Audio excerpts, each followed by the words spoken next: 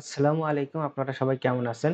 এখন আপনাদের দেখাবো বিদেশে যাওয়ার আগে এয়ারপোর্টে কি কাজ করতে হয় সেইগুলো আপনাদের দেখানোর চেষ্টা করব।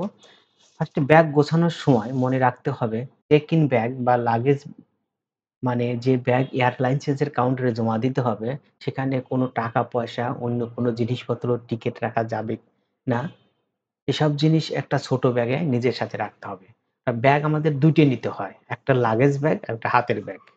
এয়ারপোর্টে যাওয়ার আগে যে সমস্ত কাগজপত্র অবশ্যই নিজের সাথে অর্থাৎ হাত ব্যাগে রাখতে হবে। তাহলে পাসপোর্ট, ভিসা, স্বাস্থ্য পরীক্ষার রিপোর্ট, প্রশিক্ষণের সার্টিফিকেট, বিমানের টিকেট, কিছু ডলার বা যে দেশে যাবেন ওই দেশের কিছু মুদ্রা, যেমন সৌদি আরবের জন্য সৌদি রিয়াল। লাগেজের গায়ে অবশ্যই অ্যান নাম লিখে রাখতে হবে ইংলিশে। আপনি চাইলে প্রয়োজনীয় কাগজপত্র আপনার চেক ইন ব্যাগে রাখতে পারেন। আর আপনার বাড়িতেও প্রয়োজনীয় কাগজপত্রের একটা ১ সেট ফটোকপি রেখে যেতে পারেন। বিদেশে যাওয়ার সময় যে সমস্ত জিনিস ব্যাগে বা নিজের সাথে নেওয়া যাবে না তা হলো বিভিন্ন অস্ত্র, বিপজ্জনক বিস্ফোরক, ব্লেড, কাঁচি, ছুরি, শুঁটকি মাছ, কাঁঠাল, মাংস, দুধ, ডিম দিয়ে তৈরি কোনো খাবার। ব্লেড, কাঁচি, ছুরি এগুলো নিতে চাইলে লাগেজ ব্যাগে দিতে হবে।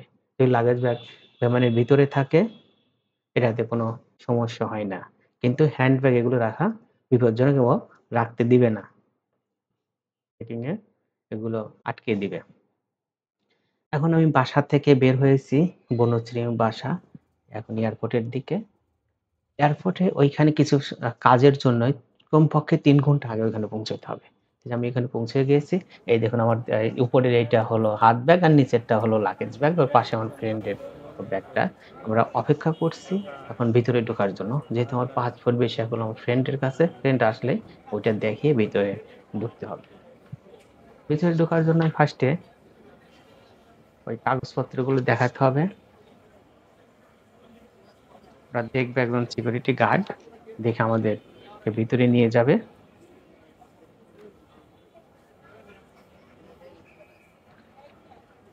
অনেকেই অপেক্ষাতে আছে যাওয়ার জন্য।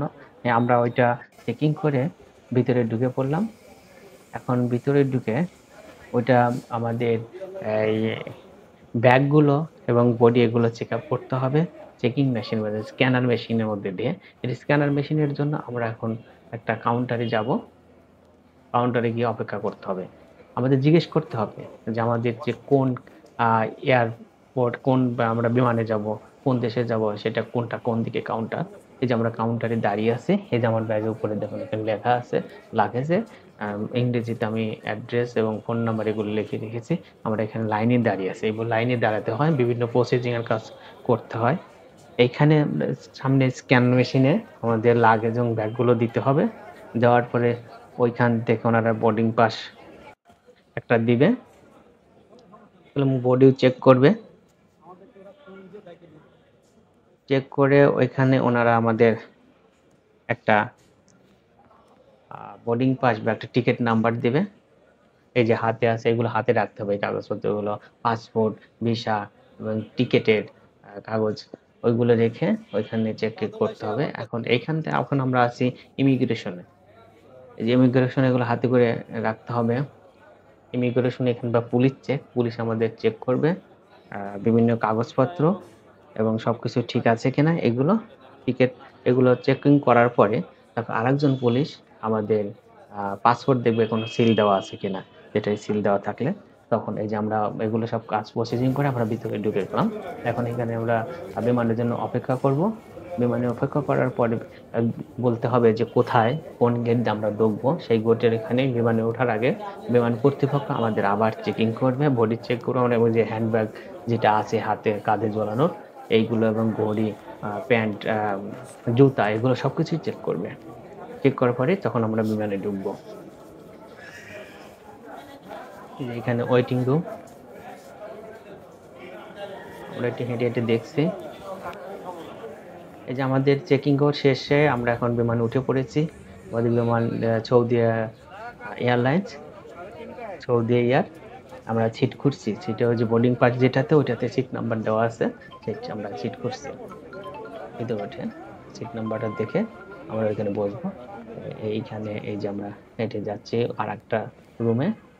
এই যে এয়ার হোস্টেস, এটা সৌদিয়ান বিমানের।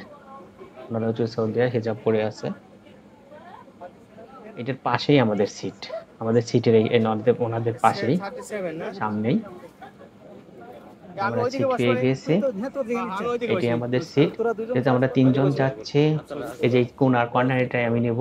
এই কর্নারটাতে আমি বসে এই যে আমরা 3 জন ফ্রেন্ড কর্নারে বসে, এই যে আমার পিছনে এই ডান সাইডের সিট, কর্নারে জানালাতে আমি বিভিন্ন দৃশ্য ধারণ করার চেষ্টা করব এবং এগুলো আপনাদের দেখানোর চেষ্টা করব পরবর্তীতে ধাপে ধাপে বিভিন্ন দৃশ্যগুলো। এই যে এখানে বসে আছি। আজকে এই পর্যন্ত। পরবর্তী ভিডিও দেখার জন্য ধন্যবাদ রইলো। পরবর্তী বিমানের ভিডিও এবং ওইখানে গিয়ে কি কি কাজ করি এগুলো আপনাদের দেখানোর চেষ্টা করব। আল্লাহ হাফেজ।